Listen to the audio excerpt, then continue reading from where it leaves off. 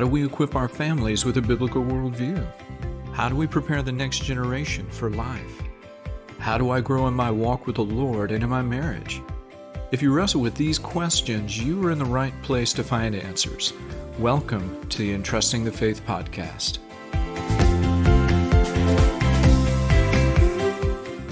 Welcome to the Entrusting the Faith podcast. I'm your host, Eric Rutherford, and I'm excited today because I have with me Laura Messick.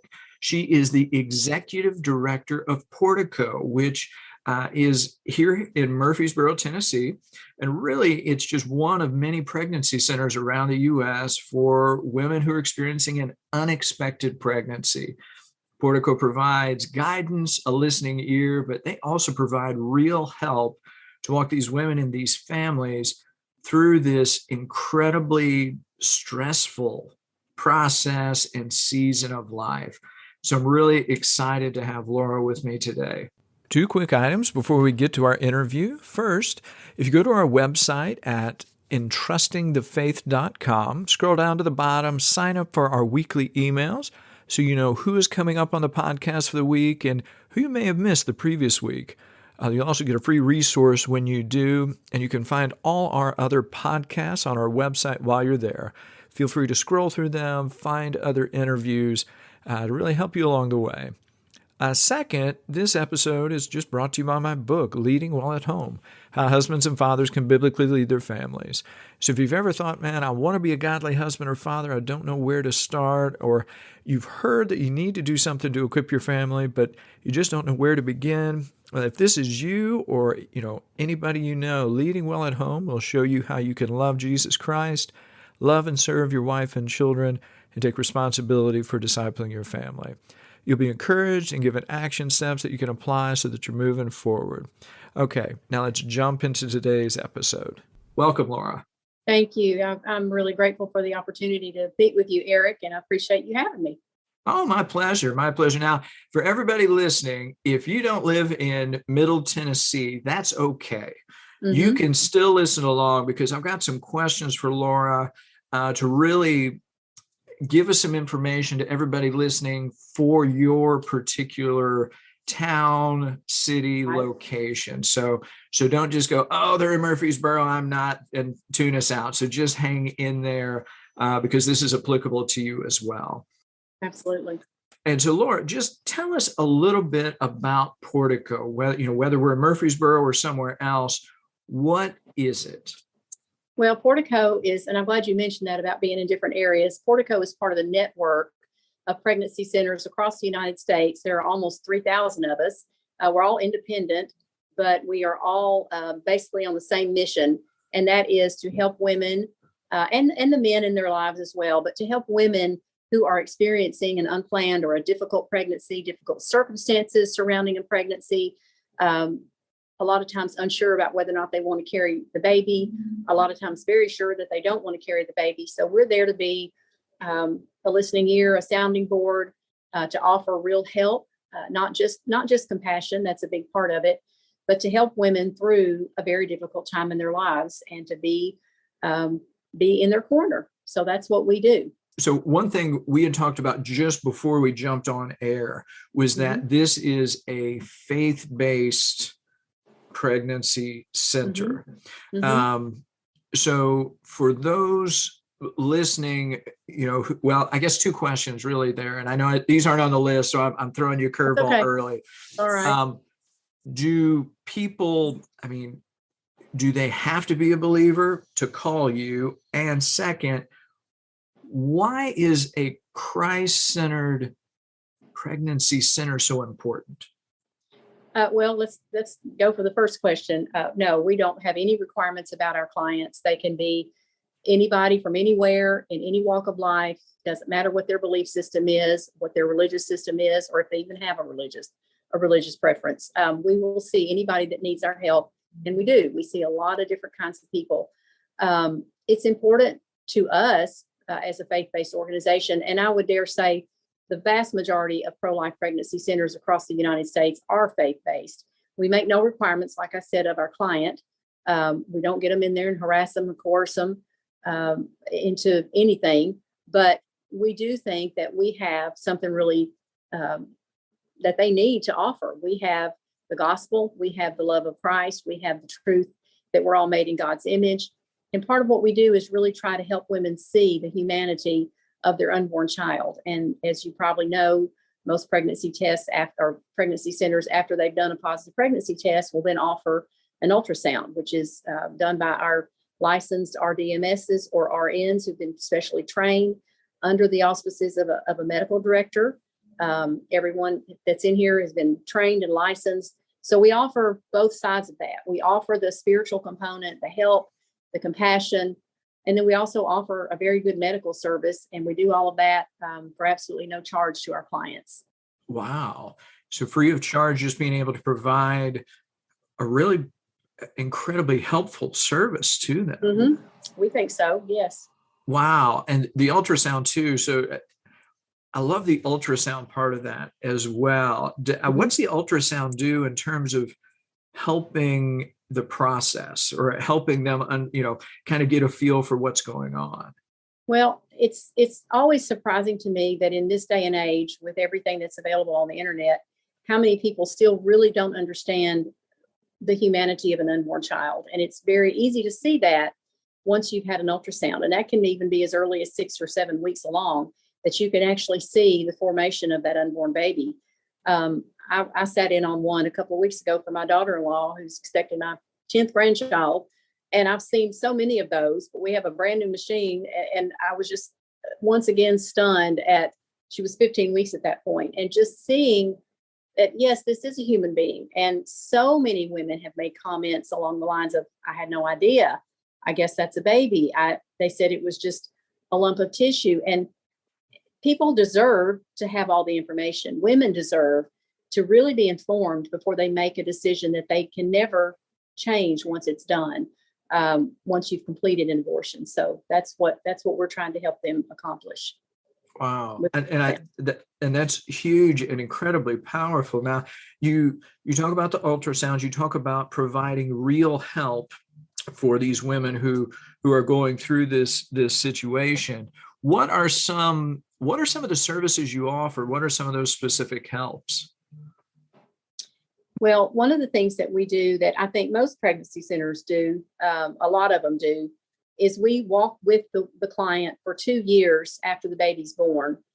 They can come in monthly or even several times a month and participate in a program called Earn While You Learn, which is really just kind of a little name that means they're getting really good parenting information and education.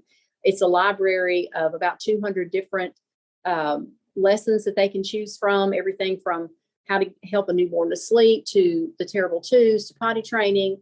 Then there are life skills lessons in there as well about budgeting and things that affect, just their everyday lives. So for 2 years, from pregnancy up to 2 years of birth, so it's really longer than 2 years, they can participate in that. And then they earn what we call baby bucks. And then we have the most amazing baby boutique where they go and shop with those little earned baby bucks.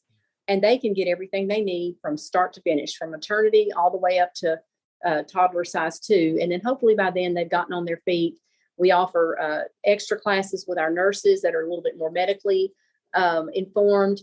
We offer support groups. We offer baby showers for every client that comes in here. She gets a brand new baby bed from us. A community group will do a baby shower for her. And it's just like if I were giving a shower at my house for someone, which I just did a couple of weeks ago.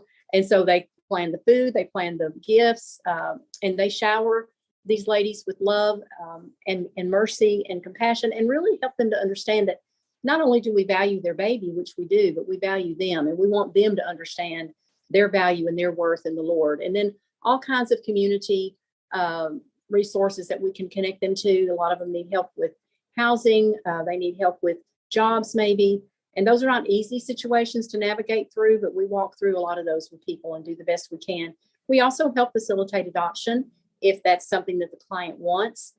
We're not an adoption agency, so we don't lead with that. But if someone makes that decision that they want to place a baby for adoption, then we have the resources to help them do that. We just had someone in this morning doing that very thing. And so that's always a wonderful thing to help people with as well. Well, that's an incredible list of items and ways that you guys help. And And I really like that, because I think sometimes, I think in in Christian circles, sort of in the church, we are very pro-life, and yet it's like, well, don't do anything to lose the child, but there's a whole lot of work that goes in there There to, is. once someone is pregnant, and I mean, like you say, it's years. So the idea that they have, not only through the pregnancy, but even a couple of years afterwards, with resources, with real help, Mm-hmm. even how do I get a job? What do I do with a baby? Because Yeah. that's a real question, right? I mean, Yeah, it is. We've all felt that way at one time. I remember feeling that way. And I had a husband and I had a good support system, but it's still an overwhelming thing for most women, especially when they become mothers for the first time. oh, I can imagine. Yeah. So that's fantastic that you provide all of those things. Mhm. Now, when somebody picks up the phone to call, however they reach out to you, what what are like one or two of the biggest fears that people that you, as you're talking with these women, I mean, is there like one or two things that really are consistently high on the fear scale, or is it just I'm terrified of everything? It is a combination of a lot of things. A lot of times they're getting pressure from somebody in their life, whether it's the boyfriend, or a parent. Sometimes it's even just friends, because people's circumstances just are not favorable, they think, toward being able to parent a child. And so people will tell them they're crazy, you've got to get rid of it. So there's usually pressure involved. Sometimes the woman herself is just thinking, I can't do this, I don't want to do this. Financial, I'm in school, I've got my life mapped out, this doesn't fit. Fear of what other people will think, what will my parents say, they'll be so disappointed in me. All of those things enter into it, and it's not a general thing, it's specific to each person's situation. But those are definitely some of the things you hear over and over, because it is a frightening thing, and especially with single women. And our biggest demographic is single women, around 19 to age 24. We do see a fair amount of married women as well, some of whom are very abortion determined. But the biggest demographic is definitely the single woman in her early 20s, who just, that's not on her radar right now. She doesn't think the guy will be supportive. And one statistic that we know to be true is, if he's supportive, she's much more likely to carry the baby. If he's not supportive, she's much more likely to abort the baby. So you haven't asked me this question yet, but one of the new programs that we're starting is our men's group. We've trained 5 men to volunteer along with our female volunteers. We've actually just occupied a new building as of last October. We specifically designed some spaces for men to feel comfortable. So it's not all feminine and pretty, and some of them are just more masculine, more down to earth, because we want men to be able to interact with some other men who are willing to walk alongside of them as well. So helping him to understand the importance and the humanity of that baby is equally important. So that's one of the things that we're really excited about this year. Wow, I love that. Now, so as you have rolled this out, like, have you seen, and it may not be far enough along yet in terms of what you're doing, either from your experience of what you have seen personally, or just in general, what makes this, having, I guess, the guy understand all of this, what makes that so valuable to Well, the because, process? and this goes back to your previous question, what are some of the fears? Sometimes one of the biggest fears a woman has is, if she keeps the baby, she'll lose the man. Because if he doesn't want her to have the baby, a lot of times he will, and statistics bear that out too. He'll walk away. What a lot of people don't know, that is a whole lot of times, if an abortion happens, they still end up breaking up, because the stress of that on a couple is something that they don't anticipate. So that's why, and not just because, it's not like we're trying to manipulate the guy, but we just want him to understand his role, and to come to understand what a privilege that he's been given as a man to father a child, and what that looks like. And I think, just like with women, young men are scared as well. A lot of them haven't had good fathers themselves, or haven't had a father, and they don't know how to be a father, and maybe they know that, and they think, well, the child's better off without me. So just having a man to come along and say, and some of these men that are training have been in tough spots themselves, and So having a man come along and say, hey, I'll walk with you. We'll go through this together and I'll be there for you. Just like our lady volunteer client advocates are saying the same thing to the women that we see. And we just think it's really important. We've been trying to get that program up and running for a while, and it just never went anywhere. We know there's a need, but all of a sudden God's begun to bring us the right people. So we sent a couple of guys to Dallas, Texas last month for some special training, and we're just about ready to jump off. So we'll have some good stuff to report, I'm sure, real soon. Oh, that's wonderful. Yeah, because it's like you say, it's both, right? You have you have a mom and you have a dad. Both are important in that relationship, and so helping those guys out as well can definitely. I remember when our first child was born, I was terrified, and we were looking forward to having kids, but yeah, I was terrified. Like they let me bring. All feel that way. Yeah. Oh yeah, but having people beside you is incredibly important. Yes. Now, for people not here in the Murfreesboro, Rutherford County, Tennessee, that Middle Tennessee area, and they're going, "Wow, that sounds like a really cool place." Like, how do I find something like Portico in my area? So are there things they need to look for? Do you have any suggestions for them? Really, all they need to do is go into a search engine and put pregnancy center in my area and or put the name of their town, pregnancy center, pregnancy help, anything like that, just about anywhere that they are. Because like I said, there's almost 3,000 of us across the United States. And I'm a member of 3 different professional organizations that many pregnancy centers are part of. So I meet these people when I go to conferences. We have a coalition in Tennessee of about 30 of us across the state of Tennessee. So it's not hard to find. I guarantee you, they're in your community. Most communities have one within at least 50 miles, and most of them are going to have one right there in their community. So it's not hard to tap into it. Ask a local church, where's our pregnancy center in town? And they'll know. But like I said, all you have to do is put it into Google or DuckDuckGo or whatever your choice of search is. So you won't have any trouble finding one. Okay, well, that's encouraging because I didn't know. People listening, it's like, how hard is it to find a place? No, so it sounds like it's okay. So it sounds like it's easy to find. You can probably go on Facebook even and do a search and say pregnancy center near me, but you can find it. It's not hard. The national organizations are CareNet and Heartbeat International are the 2 biggest. And you can certainly go to their websites and find a directory of people in your area as well. But you won't have any trouble. Things are easy for us to find out these days. Fortunately, that's one advantage to all of this technology. So, yeah.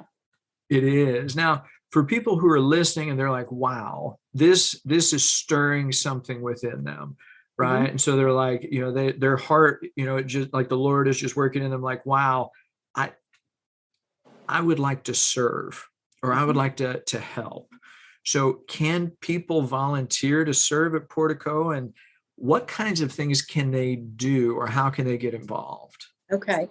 So yes, the answer to that is yes. And that's music to a director's ears because we're very volunteer driven.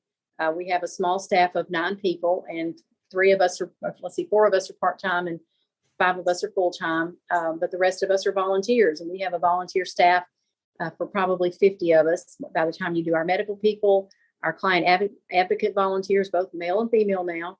And then another program that we do is we take into the public schools something called sexual risk avoidance education. Our program is called Optimal Health for Me.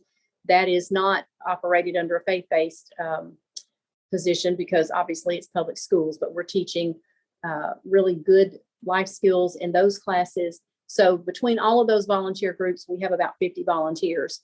So as you can see from that, we need volunteers. So we have what we call Plug into Portico every other month. And so our next one, and I wrote it down just so I could tell you, the next one is going to be May the 10th. We meet every other month. So May is our next meeting time. We meet every other month on the second Tuesday of the month, either at 8:30 in the morning or 5:30 in the afternoon. And people can come and learn about everything Portico related, everything that that we do here. They'll learn our history. They'll learn a lot about what we do. So that's what people can do to find out how to volunteer at Portico.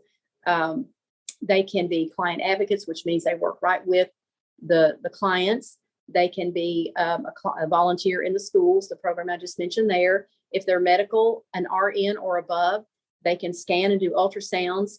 If they're medical a little bit below the RN level, we're doing STI testing and treatment now. There are other medical tasks that are related to our ultrasounds and STIs that they can do for us. They can be community influencers. They can be church liaisons for us. They can host a baby shower. There really are just a lot of things that people can do as a volunteer here. So if they'll come to that Plug into Portico meeting, we'll fill them in and tell them where they can plug in. Oh, that's wonderful. Yeah, it sounds like a lot of different opportunities, really, depending on where you're at, what your skill set is. Just a lot of variety in how people can help. Yes, absolutely. Yes. Now, what about churches? Like, I know many do partner with you. I'm assuming if I'm a church and I'm not partnering you with right now, and it's like, ooh, that's something I want to do. What's that look like? Well, we like to have a church liaison in every church so that there's somebody for us to communicate, with special events. That's another thing that people can get involved in, is just special events if they want to. So we like for our churches to know what we're doing, what our needs are. Sometimes if our baby boutique is low in a certain size diaper or a certain type of formula or certain, we need winter girl baby clothes or something like that, we'll reach out to those church liaisons and let them know. Obviously, we appreciate and need financial support from our churches.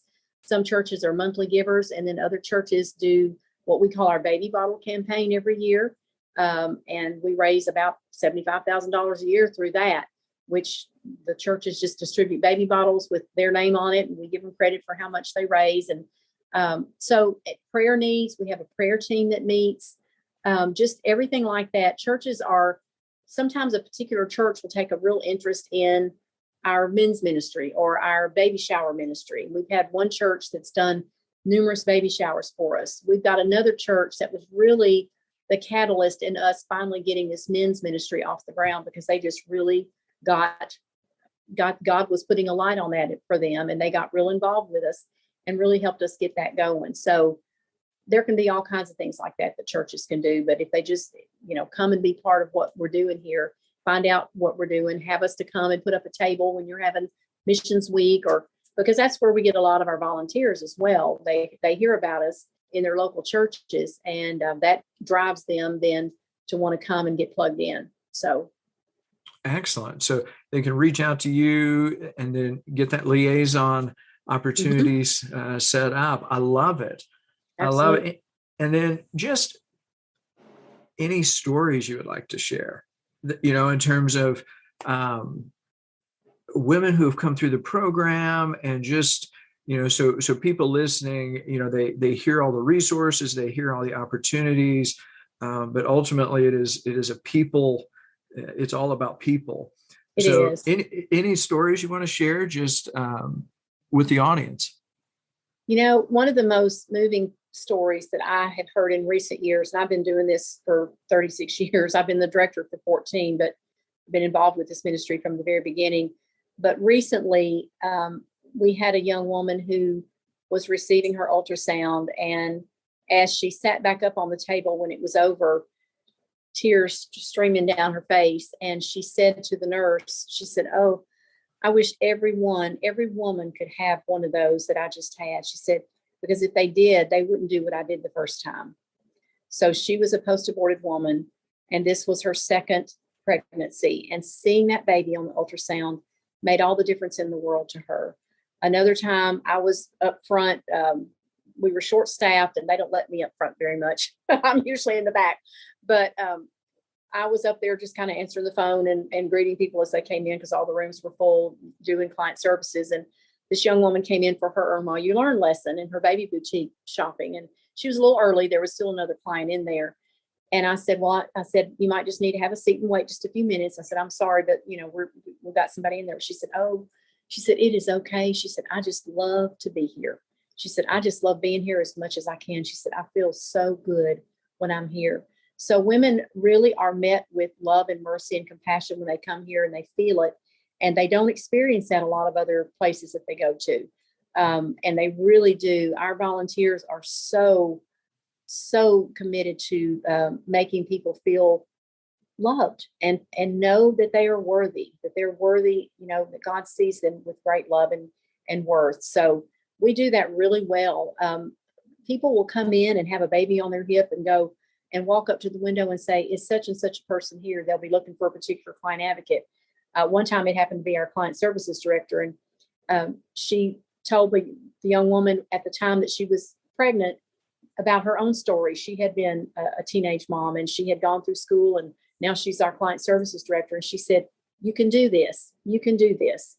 So like 2 years later, this young woman came back in, and I'm not sure we'd ever even been able to have any follow-up contact with her, because we don't always. And she came in with a baby on her hip and said, I just wanted you to know, you told me I could do it, and I did it. And I'm so glad that I did. So those stories abound. I mean, we have them all the time. So like I said, we don't always know the outcome. We want to know, but we don't always get to know. But we're planting lots of seeds, and we are speaking lots of truth and lots of love and lots of mercy to people. And it does pay off. So. Oh, that is huge. That is. And so if somebody's listening to this and they are facing an unexpected pregnancy, or they know somebody who is suddenly facing that, what is one encouragement that you would like to share for them? You're not alone. God has his people everywhere. If you'll just reach out and take that step and trust that there's someone out there that wants to help you and will really walk with you through this. I think the thing that motivates people so much of the time is fear of being alone and having to walk through something alone. And so we want women to know that they're not alone.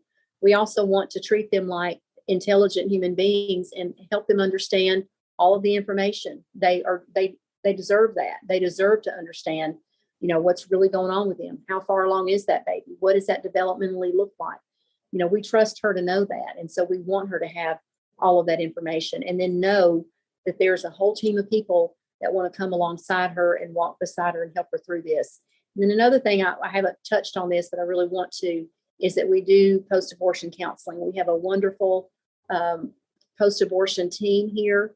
2 of our ladies who themselves are post-abortive and have walked through some healing programs and studies. So if that's something that someone's dealing with, they're not alone in that either.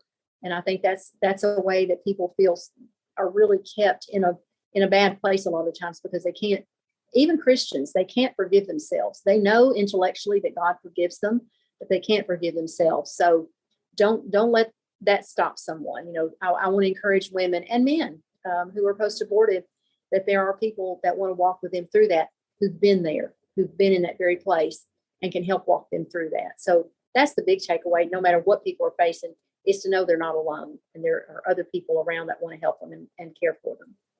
No, I think that's important that they understand that, they're not alone. We are not alone, that there are people to walk through this together.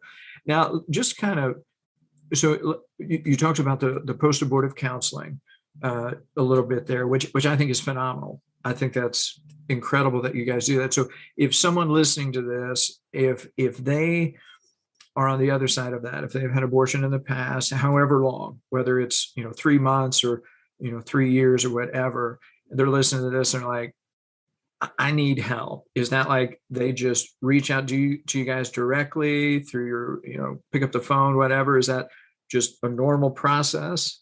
They can pick up the phone. They can go to our website if they want to be a little more anonymous. There's an info, you can just send us an email. It comes straight to my desk.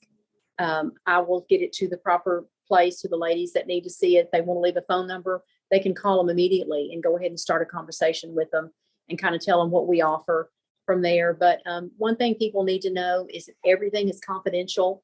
Nobody is ever going to go outside of the doors here and say, oh, let me tell you who's come in for what. We just don't do that. Over the years, there have been times when someone comes in that one of us knows. It never leaves. It never leaves. We never tell it. We don't talk about it with our families. So that's important for people to know that. especially with post-abortion, it's a very sensitive topic, and especially for people, like I said, who are Christians. And it affects the church as much as it affects the non-church. So that's another thing. Satan beats people up with thinking, well, you did this, but it's rampant everywhere. It's not just, it's available. It's put out there like it's an easy out and it'll solve problems. So people sometimes do things that they normally wouldn't do just because it's available and they can. And then the regret comes later. So people need to know that they're in good company. There's lots of people who have dealt with this, and God wants to see them healed, and we do too. So just send us an email or call, ask for me, and I'll talk to you and get you to the right person. Oh, that's incredible. It really is. So, but whether it's an unexpected pregnancy and they're trying to navigate that, whether they're on the other end of an abortion where they have gone through and dealing with that, you guys are there to walk alongside them, provide some real help, real resources. I think that's incredible what you guys are doing.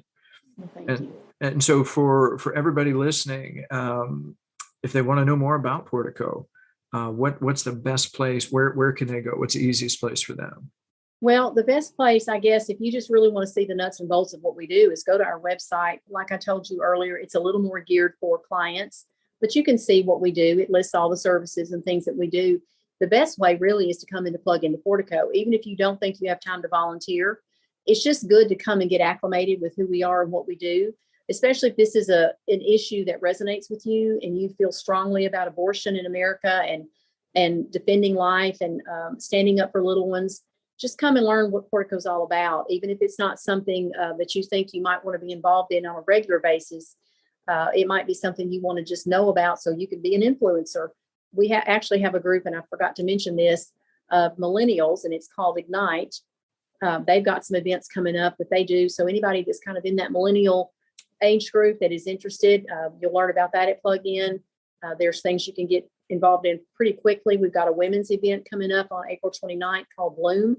And so they'll find out about that. So just all kinds of things, and go to our Portico page. And we'll be announcing some of that on our Portico Facebook page as well. So so there's just lots of ways people can find out, but come get plugged in. That's the biggest way. Oh, I love it. Or drop me an email. I'll answer any question anybody wants to ask me. So. Okay. Excellent. So go to the website. We're going to put all that information in the show notes so you can access it easily. Definitely check them out. Whether you're going through an unexpected pregnancy or the Lord is just moving in you to help and come alongside people going through an incredibly stressful time, we would encourage you to check them out. So, Laura, thank you for joining me today. This has been a wonderful conversation, and I know one that I want my audience to hear so that they can be equipped to be able to, just be a part of God's kingdom and share his love. Well, thank you. I appreciate, like I said, the opportunity, because I want them to hear it too. I think this is something as Christians that we all bear responsibility, and it's happening on our watch, and we need to stand up and let our voices be heard, and we need to be there to offer help to people. So thank you for letting me share about Portico. If you found this episode helpful, please leave a review for us wherever you listen to podcasts. Doing so will help others to find us. Check out the show notes for resource information. We encourage you to do that for links and other references. We'd like to hear from you, so you can message us your questions or comments on Facebook, Instagram, at Entrusting the Faith. You can email us at info@entrustingthefaith.com.